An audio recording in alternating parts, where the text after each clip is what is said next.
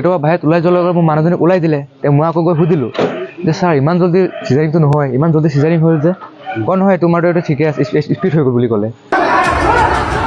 যে মোৰ ল'ৰা হৈছে নে ছোৱালী, মই আকৌ কথাটো সুধিলোঁ, মোক মানে একো নক'লে। মই কৈছোঁ ক'ত আছে এতিয়া? বেবী ভিতৰত আছে, ঠিকে আছে বুলি ক'লে।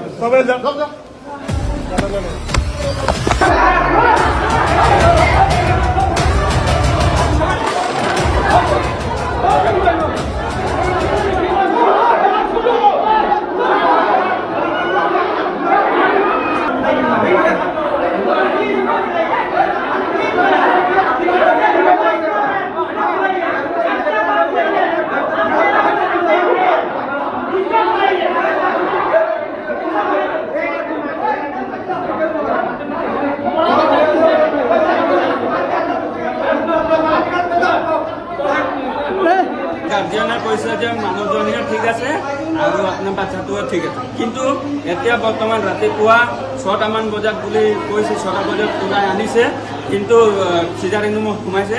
তাৰপিছত চিজাৰিং ৰুমৰ পৰা উলিয়াই যেতিয়া চিজাৰিং কৰিছে মাকক কৈছে যে কি কয় ছোৱালী হৈছে। তাৰপিছতে আহি গাৰ্জিয়ানক কৈছে ল'ৰা হৈছে, ল'ৰাটো আপোনাৰ বোলে নাই। আজি আমাৰ হৈছে কালি আপোনাৰ হ'ব, আজি আমাৰ হৈছে কালি আপোনালোকৰ হ'ব পাৰে। চবৰ পেচেণ্ট আছে, আজি আমাৰ হৈছে কালি আপোনালোকৰ হ'ব পাৰে। আমাৰ কেঁচুৱা এনেকৈ কৰিছে, কালি আৰু কিমান কৰিলে আগতে আজি গম পাইছে নেকি? নিজৰে আমি চবেই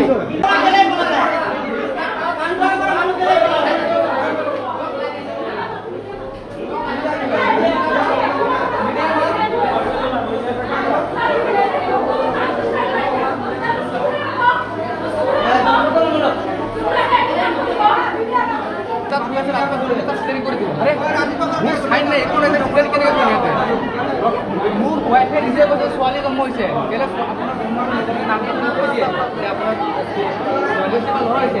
তাক কেলে কৈছে ছোৱালী মোক মাতি আনি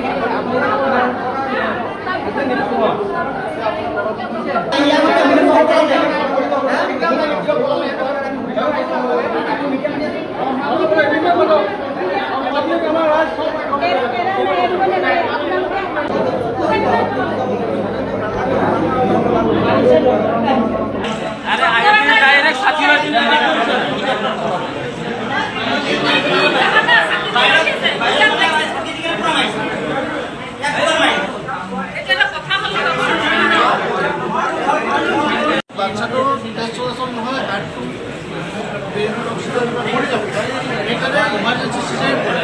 বাচ্চাটো বচাই দিব। এতিয়া আগতে মোৰ মানুহজনী মানে প্ৰেগনেঞ্চি আছিলে কাৰণে আহিছিলোঁ, তাৰপৰা ৰেফাৰ কৰি কিনি দিছিলে আছমিনা বেগম। মানে ৰেফাৰ কৰি দিয়াৰ পিছত মানে অহা মই 16 তাৰিখে আমি আহিছোঁ। 16 তাৰিখে অহাৰ পিছত মানে আমাৰ এদিনৰ অকল চেকআপ কৰিছে, তাৰপিছৰ পৰা চেকআপ কৰা নাই। মানে মই মোৰ মানুহজনী কালি ৰাতি মানে অলপ বিষাই আছিলে কাৰণে মই কি কৰিলোঁ, ওপৰলৈ লৈ আহিলোঁ। ওপৰলৈ লৈ অহাৰ পিছত মই ডক্টৰজনীক ক'লোঁ যে মেম ইয়াৰ অলপ বিষ উঠিছে, আপুনি চাই দিয়ক। এনেকৈ কথা বেজী দি দিলে, বেজী এটা দি কিনি বিষটো কমাই দিলে। কমাই দিয়াৰ পিছত মই কি কৰিলোঁ, কমি গ'ল কাৰণে মই তলত লৈ গুচি গ'লোঁ। তাৰ আপোনাৰ 10-15 মিনিট পিছত মানে নাৰ্ছ এজনী আহিছে। নাৰ্ছ এজনী অহাৰ পিছত মোক ক'লে যে দাদা আপুনি বাহিৰত ওলাই যাওক, চেকআপ কৰিম। চেকআপ কৰিলে, চেকআপ কৰাৰ পিছত তেতিয়া মোক মাতি কিনি মোক ক'লে যে দাদা আপুনি চিন্তা কৰিব নালাগে, আপোনাৰ বাচ্চাটো আপোনাৰ বেবীটো একদম হেল্ডি আছে, একদম টেনশ্যন ল'ব নালাগে, আমাৰ মানুহজনীও ঠিকেই আছে। নাৰ্ছে ক'লে। সেইটো কৰাৰ পিছত কৈছোঁ হ'ব এনেকৈ যদি আছে যে মোৰ টেনশ্যন নাই, মই আকৌ শুবলৈ যাওঁগৈ, আকৌ আমাক বাহিৰত শুব লাগে। বাহিৰলৈ আমি গুচি আহিলোঁ। অহাৰ পিছত নেক্সট আজি ৰাতিপুৱা মোক ফোন মাৰিলে। ফোন মৰাৰ পিছত মানুহজনী 5টা বজাতে চিজাৰিং ৰুমত লৈ আহিলে। লৈ অহাৰ পিছত কি কৰিলে, চিজাৰিংটো এতিয়া অলৰেডি আগতে কৰি থৈছে। কৰি থোৱাৰ পিছত মোক ফোন কৰি মাতিলে যে আপুনি লেবাৰ ৰুমলৈ আহক, আপোনাৰ মানুহজনী এনেকৈ চিজাৰিং কৰিম। তেতিয়া মই আহিলোঁ।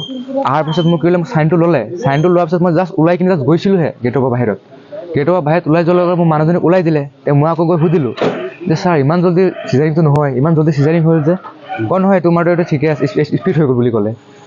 চবত নৰ্মেল, চবৰে টাইম লাগে, মোৰতো ইমান স্পীড কেনেকৈ হৈ গ'ল? মানে সুধিলোঁ যে মোৰ ল'ৰা হৈছে নে ছোৱালী, মই আকৌ কথাটো সুধিলোঁ। মোক মানে একো নক'লে।